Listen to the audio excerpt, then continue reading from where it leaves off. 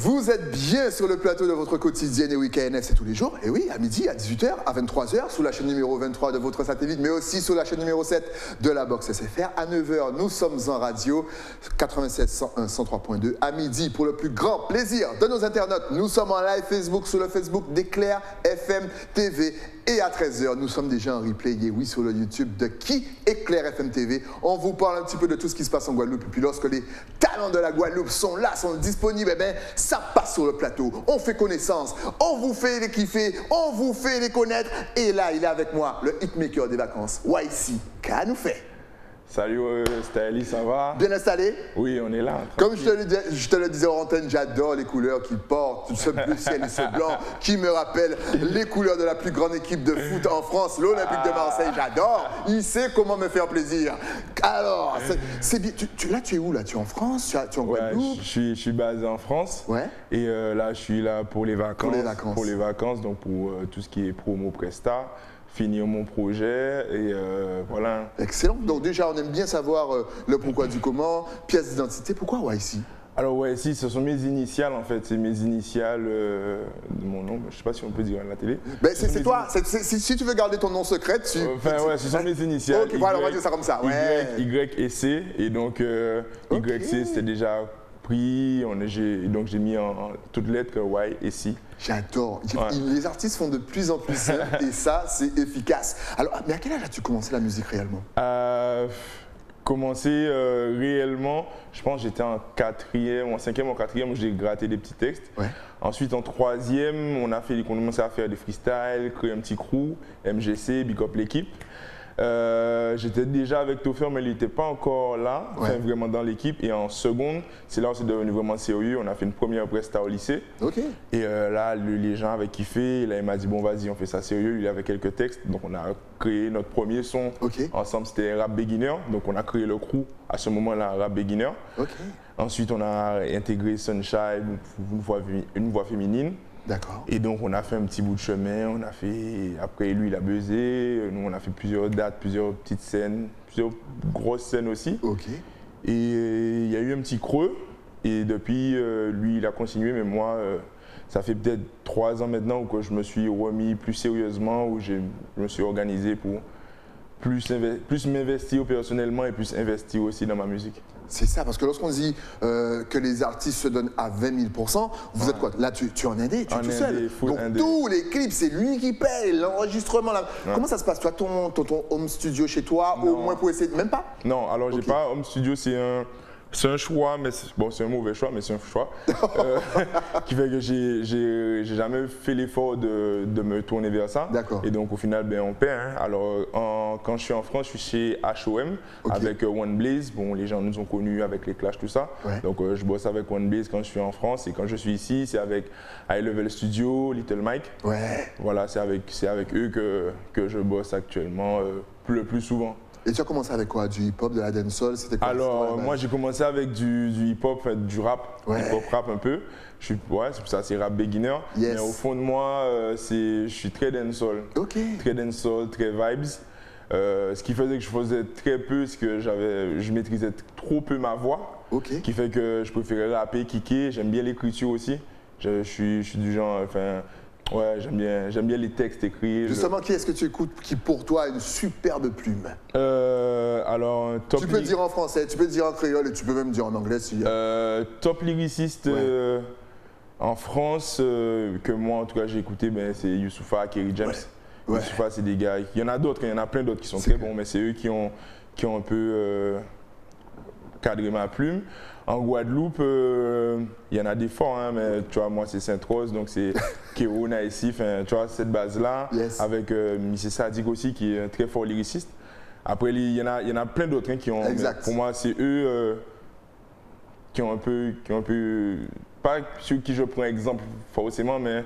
Que tu écoutes avec plaisir. Ouais, que j'écoute avec plaisir, qu'il y en a d'autres, il y a des gars, dans ma génération, il y a un gars, il y a Renji Rinaldo, je pense qu'on a fait Mirai Renji. Si, qui est passé sur le plateau, mais oui. Et donc moi c'est comme ça, l'écriture très léchée, beaucoup de références. Donc c'est pas toujours simple à faire, donc ça fait que je suis pas forcément très productif. Parce que bon, pour être précis dans ton écriture, bon et en même temps accessible au public, ça demande du travail. Exact. Donc j'ai pas encore assez pour écrire beaucoup. Enfin j'écris beaucoup, mais pour rendre beaucoup de projets propres comme moi je les perçois. Donc ça prend un peu plus de temps, c'est pourquoi bon, à l'époque je retirais peut-être 1, 2, 3 sons par an maximum. Mais là bon, on se professionnalise et on est en train de finir un projet et normalement ça devrait plaire.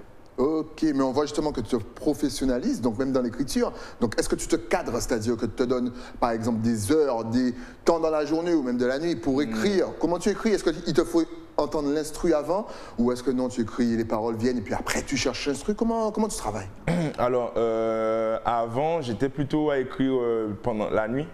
La nuit avec instru. Bon, en grandissant, il y a des fois, il y a des vibes, il y a des émotions qui viennent et ça vient seul et après on met sur l'instru.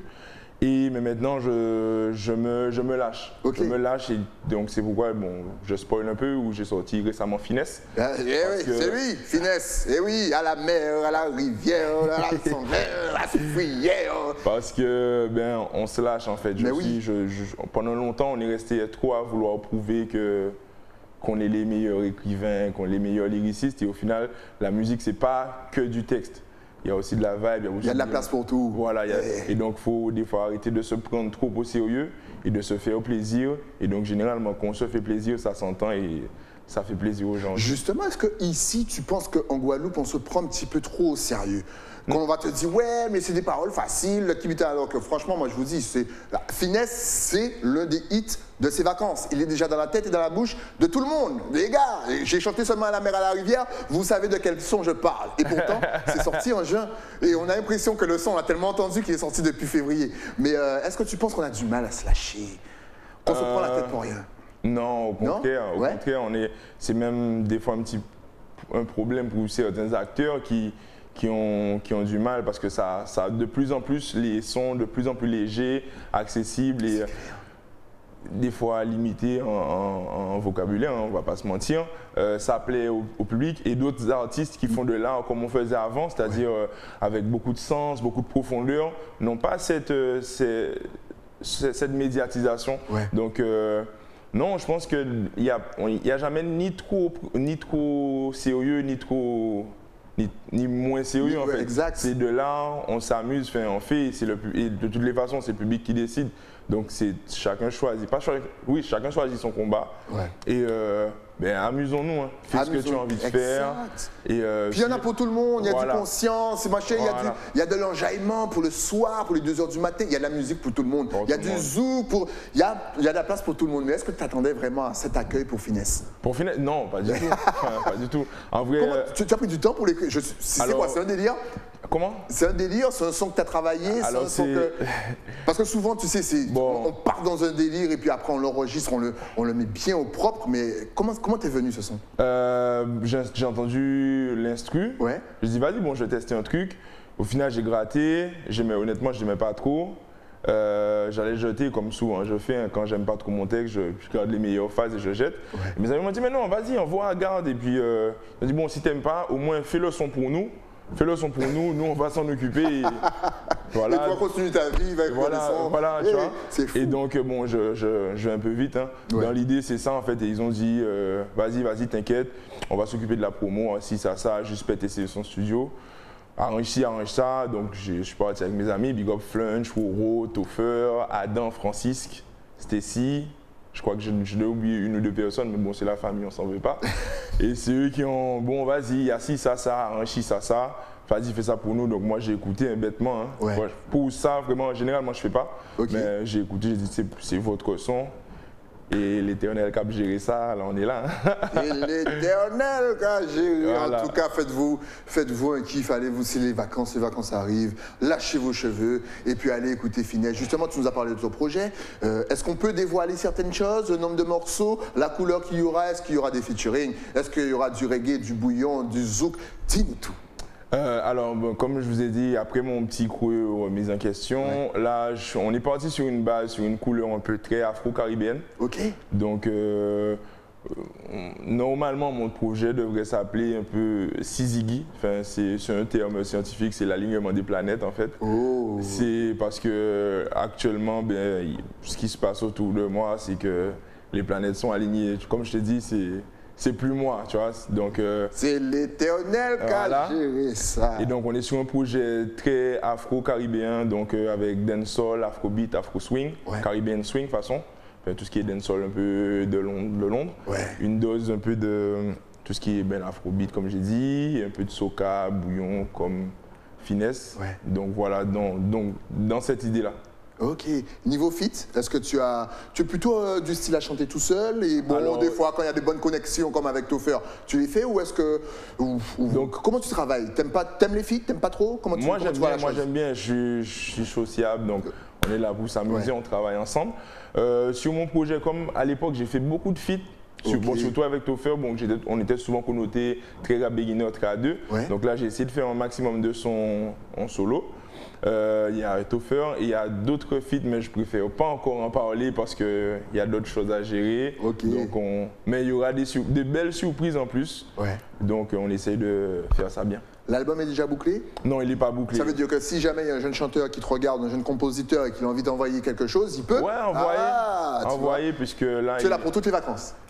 Jusqu'à mi-août environ. Ok, donc chers producteurs, consommateurs de musique, de live, promoteurs et compagnie, il est là, il est en Guadeloupe, ici, à la fin de l'émission, il y aura tous ses contacts. Ouais, donc c'est ça. Ok. On prend encore, on finit. La plupart des textes sont bouclés, mais des fois, d'une instru à une autre, ça peut changer l'émotion. Donc on est ouvert, s'il y a une collab à faire, là, je rencontre du monde ce temps-ci, donc c'est possible qu'il y ait quelque chose que même moi, j'attends pas, comme je t'ai dit. C'est l'Éternel. J'adore cette phrase. C'est Syzygy, je dévoile, mais la personne sait, même dans l'équipe ils ne savent pas, je dévoile, ils vont apprendre ça en même temps que le public. Parce que je me suis beaucoup posé la question et puis j'aime bien ce terme-là, Syzygy, tu vois. Syzygy, c'est vrai. C'est vrai qu'à la première écoute, on a tendance à penser au son, Ziggy. Mais c'est Syzygy maintenant qui nous a expliqué que c'est l'alignement des planètes. Maintenant, on va tous utiliser ce terme. Et oui, justement, en parlant d'alignement des planètes. Tu l'as très bien dit, on a l'impression que maintenant l'afrobeat, tout ce qui est caribéen, soca, bouillon, zouk, le hip-hop, la dance, tout ça, ça se mélange actuellement. Et que limite que toutes les communautés noires se rassemblent actuellement. Comment tu expliques ça? Ça a été quoi le déclic? Le confinement?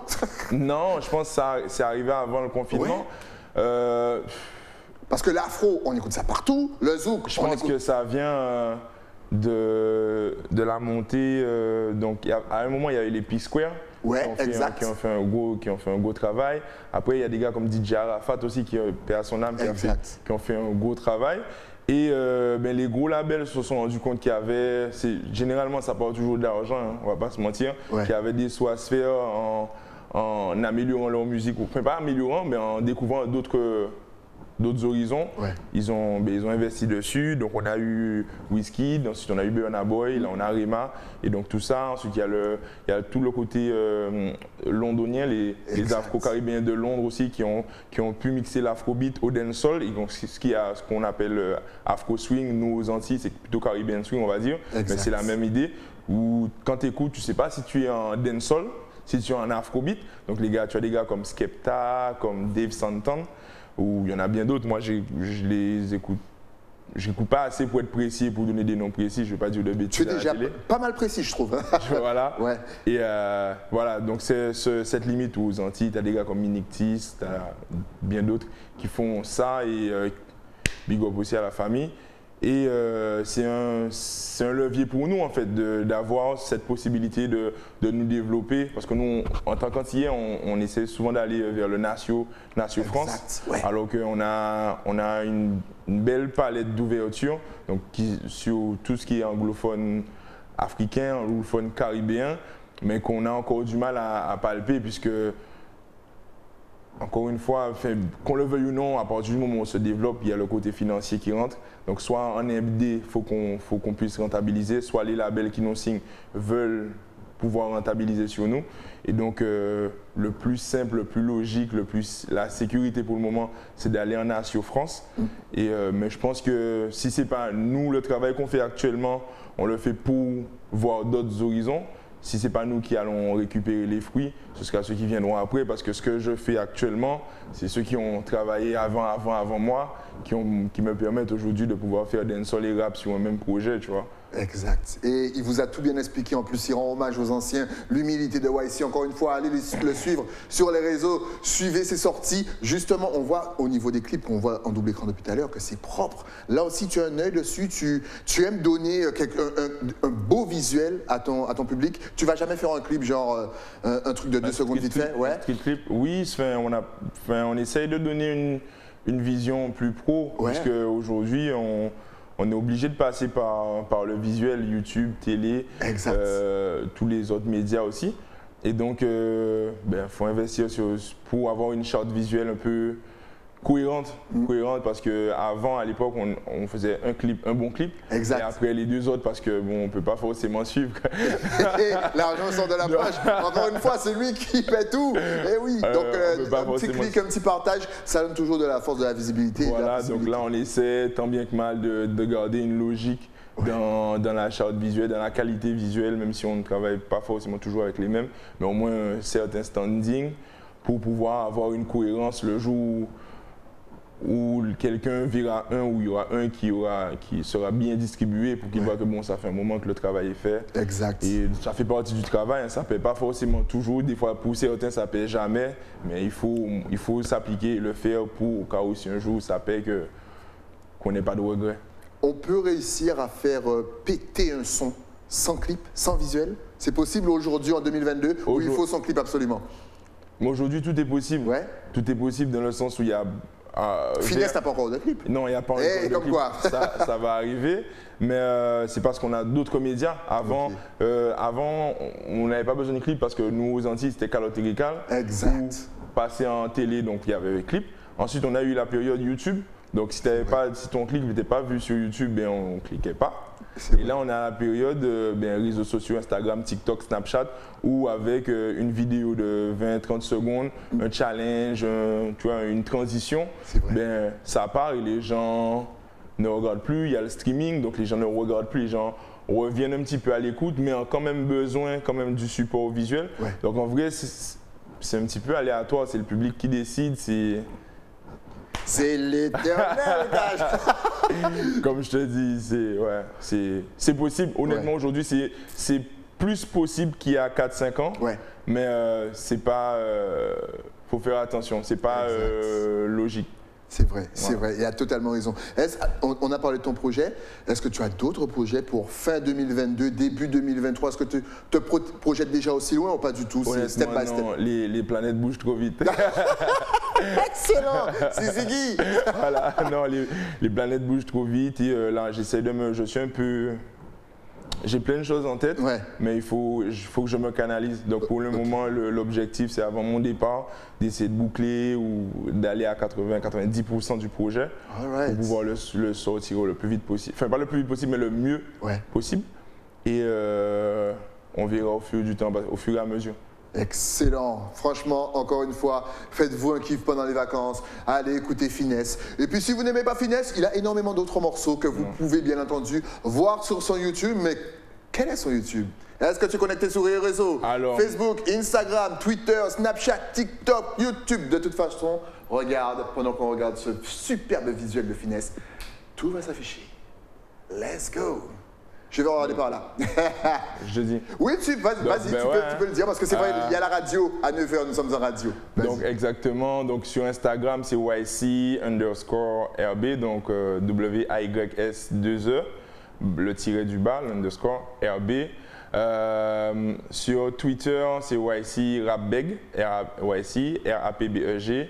YC Rap Beginner sur YouTube et YC Rapbeg sur TikTok. Et donc voilà, donc n'hésitez pas à l'écouter, Finesse, bon il y a une partie un peu, olé olé, c'est les vacances. Sinon il y a d'autres sons un peu plus construits, un peu plus profonds que vous pouvez écouter. Donc il y a Bam Bam, il y a Sans Vous, voilà, il y en a d'autres encore que je ne nommerai pas. Allez-y, voyez, regardez, écoutez. Et je pense que vous n'allez pas être déçus parce qu'il y a du travail qui a été fait. Exactement, et de toute façon, vous avez pu voir les extraits du clip en double écran pendant l'interview. Et oui, c'était Bam Bam, mais c'était tout son travail. Encore une fois, c'est vrai que Finesse est un petit peu olé olé, c'est pour... Mais il faut pour tous les goûts, et honnêtement, je vous mens pas, actuellement, c'est l'un des morceaux qui écrase et qui va écraser les vacances à la mer, à la rivière et même à la soufrière. Moi, je kiffe le son parce qu'il dit à la soufrière. Pour une fois que quelqu'un nomme la soufrière par derrière chez moi, et les gars, ça va tourner en boucle, en long, large et travers. Ouais. Justement, si tu avais un petit message à faire passer à la Guadeloupe, à la Martinique, à la Guyane, à la Réunion, à Saint-Martin, à Saint-Barthélemy, à Saint-Vincent, à Sainte-Lucia, parce que c'est le carnaval de Lucia bientôt, à Antigua, c'est le carnaval de Antigua aussi, de Anguilla, de Grenada, de Trinidad, de Barbados, sans oublier USVI. Oui, j'ai beaucoup d'îles à nommer. Tout le monde, la Caraïbe, we are Caribbean. La caméra est juste ici. Avant le petit message, je dis un big up à JDMO parce que c'est eux qui ont fait l'instru. Faut pas oublier vraiment parce que c'est un truc, ils ont bien bossé l'instru. Big up One Blaze pour ça. Big up à tous les gens qui travaillent autour de moi. 804 label agency. Et sinon, si on est habité à dire, on peut parler créole. Hein? Créole, anglais, espagnol, tout ça, okay. On est dans la Caraïbe. Si on est habité à dire là, c'est faut nous ouvrir en nous Guadeloupe parce qu'il y a trop de violence. Pas mentir bazot, il y a paquet de violence. C'est pas directement notre faute, on va pas rentrer dans les débats, mais faut nous ouvrir en nous parce que ça grave là. Je te mens pas, ouais, ça grave. Là, c'est les vacances, donc tout le monde ouvrir azote, tension azote, précaution. Et merci pour ce que je vis actuellement parce que c'était pas forcément prévu et au final les gens donnent du love, les gens donnent du respect et c'est pour ça qu'on travaille. Donc tension azote, merci. Très beau message, tension azote, en plus c'est vrai c'est les vacances, donc calmez-vous et puis c'est vrai, on va big up aussi JDMO, parce que honnêtement, ils font un travail de fou, c'est-à-dire que tous les rythmes qu'on entend maintenant dans l'univers caribéen, il y a une belle partie, c'est eux, c'est leur boulot et ils sortent d'où? Ils sortent de la Guadeloupe, eh ouais, et on aime ça. Merci à toi d'être passé sur le plateau, dès qu'il y a une nouveauté, que le projet sort, qu'il y a un clip qui est de sortie, même avant ton départ, tu repasses tranquillement et on se fait un kiff sur le plateau. À la mer, à la rivière, et nous on se retrouve bien entendu avec un nouvel invité. Mais après quoi? Après la mer, la rivière et la publicité. À tout de suite.